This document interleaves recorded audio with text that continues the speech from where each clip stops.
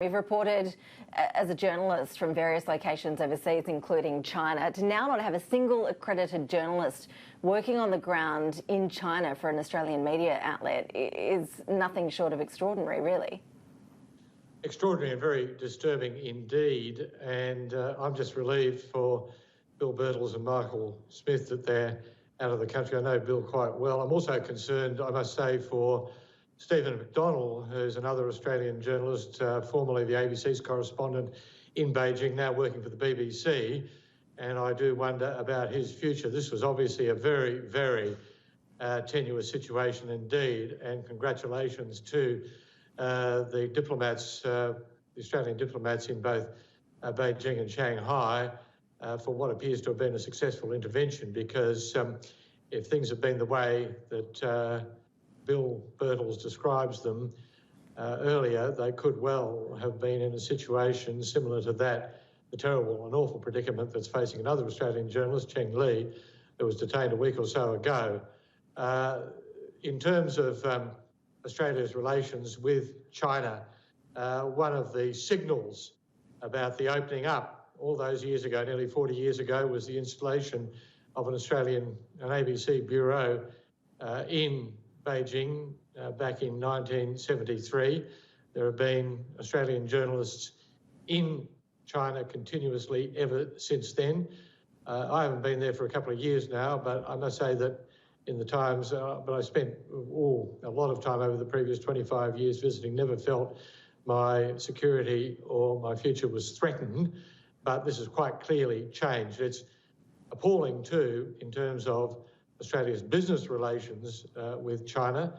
40% or thereabouts of our exports go to China, our biggest trading partner. How any Australian business executive is going to feel they can go to China with any confidence at the moment, I don't think so. I was also interested to see the ASPI comments too from Peter Jennings about the situation. I do wonder whether we will be seeing some kind of October surprise from China in relation to the US election at the beginning of November. My suspicion is that they would prefer to see Donald Trump remain in office. They think they can play him off a break, whereas Joe Biden would be a different and more conventional proposition. So whether it means some kind of conflict, I'm not so sure about that, but some kind of military engagement to unsettle the US electorate, because that would probably make things a little easier for Donald Trump than it would for Joe Biden. But it's an appalling situation. And yes, I would say again, congratulations to Australia's diplomats and the Department of Foreign Affairs and Trade and what they've been able to achieve, because otherwise I suspect that Bill Birtles and Michael Smith we mightn't have seen for quite a while. Closer to home, Jim, you're coming to us live from Melbourne on the coronavirus situation in Victoria. We've just sat through another lengthy news conference with the Victorian Premier. We've seen the criticism from federal government politicians really stepping up in the past 24 hours.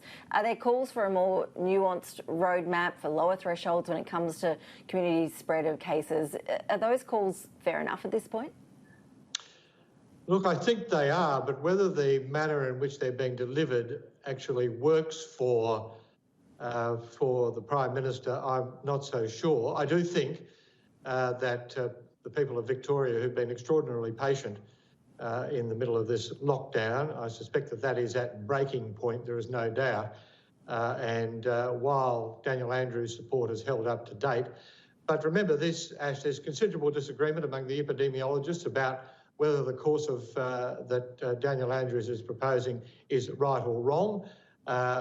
And there are people in the middle of that as well. I do think that he needs to come up with something more for business than he's provided to date. I think that's been relatively unsatisfactory. And remember that we are coming or getting close on peak retail season for the year too, as we get closer to Christmas. And I think that he does need to provide more certainty as far as that is concerned. I wonder whether he's gambling on the idea that the hard targets that he set for the easing of restrictions here in Victoria, that he can beat them and that therefore open up more rapidly and gain some kudos from that. But at the moment, I think the Prime Minister is right to be seeking more information, to be seeking a clearer pathway, and what the Government of Victoria is going to do